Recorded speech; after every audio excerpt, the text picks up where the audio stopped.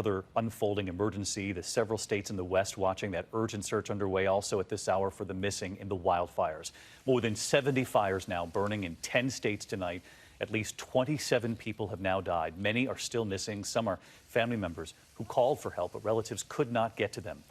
A fire in the Angeles National Forest flaring up, prompting new evacuations in just the past 24 hours. Thousands of homes have now been destroyed.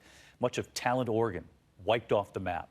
From Los Angeles to Portland to Seattle, some of the unhealthiest air in the world now. In fact, families are being warned to simply stay inside. President Trump in the California fire zone today, the governor there pleading directly to the president to look at the evidence that climate change is real. President Trump then telling state authorities it'll start getting cooler. Just watch. ABC's Will Carr from the fire zone tonight. Tonight, new red flag warnings are pushing the 16,000 battle-tested firefighters on California's front lines to the brink. We got the VLABs coming in. We're going to try to box it in. The relentless spot fires are only expected to get worse throughout the week, threatening hundreds of more homes. The record-breaking fires have delivered a tragic toll, at least 27 killed. The North Complex fire has seen 2,000 structures damaged or destroyed.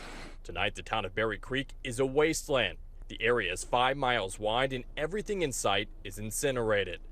Everything you ever owned in your life and collected is all right there.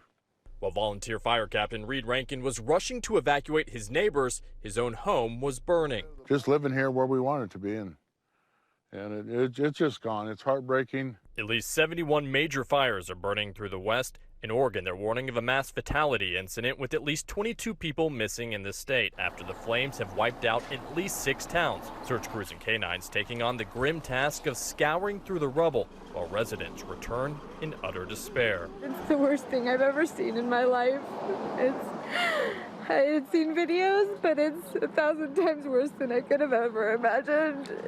Tonight, the smoke remains a dangerous hazard to millions. San Francisco, Los Angeles, and Seattle have the worst air qualities in the world. In Portland, officials say no one should be outside, warning anyone who has to go out should wear an N95, a precious commodity during the pandemic. Children are particularly sensitive to smoke because their respiratory systems are still developing. Their airways are smaller. Back in Northern California, Dalen Cameron has lived in this area for 58 years. He's now seen his neighbors' homes burned for the second time, the first during the Camp Fire, California's deadliest ever just 2 years ago. It's a perfect storm.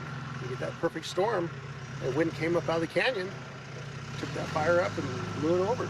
And once it gets up so fast, you can't stop it. And knowing some of the other homes in this area were burned. It's sad. Sad. The best way that I can describe the air we're surrounded by tonight here is a choking smoke. That's why I have my mask on. Now, this smoke is supposed to dissipate in this area by the end of the week, but then there's going to be a renewed fire danger. And keep in mind that California tends to get its worst fires at the end of the year, in November and December. So we still have a long way to go. David. Those charred out vehicles tell the story there, Will. Our thanks to you tonight. And as we...